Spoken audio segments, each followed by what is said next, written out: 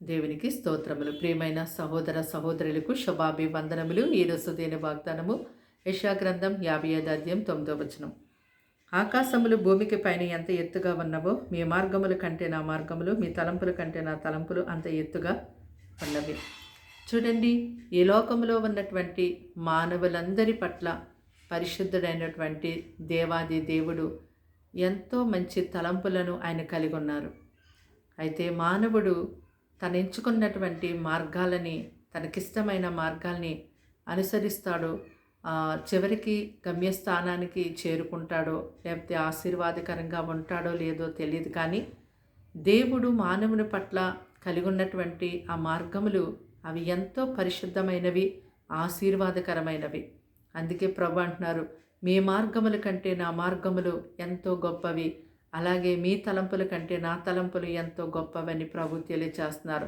అయితే ఆకాశములు భూమికి పైన ఎంత ఎత్తుగా ఉన్నవో అలాగే మానవులందరి పట్ల దేవుడు అన్ని తలంపులను అన్ని మార్గములను కలిగి ఉన్నారు.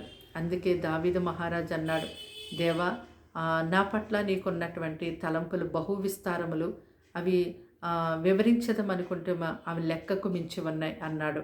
నిజమే, మీ పట్ల దేవుని యొక్క ప్రణాళిక, ఆయన ఉద్దేశము ఎంతో గొప్పగా ఉంది. కానీ మీకున్న పరిస్థితులు బట్టి మీరు అంచనాలు వేసుకుంటూ నా బ్రతికింతే, నా జీవితం ఇంతే అని చెప్పి మీరు అలాగనే వేదనతో, బాధతో, దుఃఖంతో జీవిస్తూ ఉంటున్నారేమో.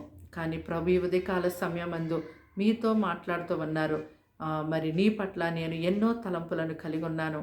ఆ తలంపులు ఎంతో ఉన్నతమైనవి, అవి గొప్పవి, అవి నీకు మేలుకరమైనవని ప్రభు తెలియచేస్తున్నారు. కనుక మరి దేవుని సన్నిధిలో ప్రార్థన చేస్తావా? దేవుని యొక్క కృప కొరకు వేడుకో. దేవుడు నీ పట్ల తలంచిన తలంపులు, ఆ మార్గములను ఎంతో గొప్పగా నీ పట్ల నెరవేరుస్తారు.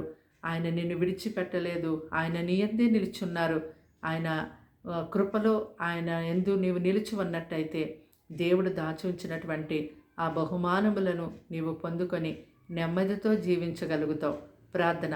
దేవానికి వందనములు, స్తోత్రాలు, స్తుతులు చెల్లిస్తున్నాం తండ్రి. ఈ మాటలు వింటున్న నీ బిడ్డల్ని మీ రక్తముతో కడిగి ముట్టి స్వస్థపరచండి, బలపరచండి. వారింటి వారికి నీ గొప్ప రక్షణ కలిగి చేయండి ప్రభా.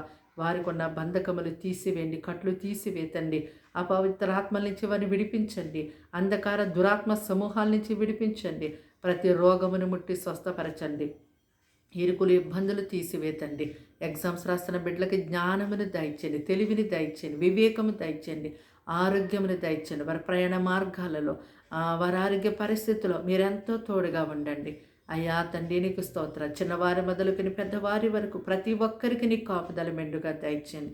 ఎవరు ఎలాంటి శ్రమలో, బాధలో, ఇబ్బందులో ఉంటున్నారో అయ్యా విడిపించమని ప్రార్థిస్తున్నాము తండ్రి. నెమ్మది లేకుండా, సమాధానం లేకుండా అపవిత్రాత్మ శక్తులతో పీడించబడేవారు ఉంటున్నారేమో. ఏసునామములో మీరు మాత్రమే వాటి నుంచి విడిపించగలరు. కనుక ఏసునామములో ఇప్పుడే వారిని విడిపించి వారికి నెమ్మది, సమాధాన, శాంతిని దయచేయమని, ఈ దినమంతా వారికి తోడుగా నీడగా ఉండి సహాయం చేయమని యేసుక్రీస్తు నామములో ప్రార్థన వినయంతో సమర్పించి అడిగి వేడుకుంటున్నాం తండ్రి.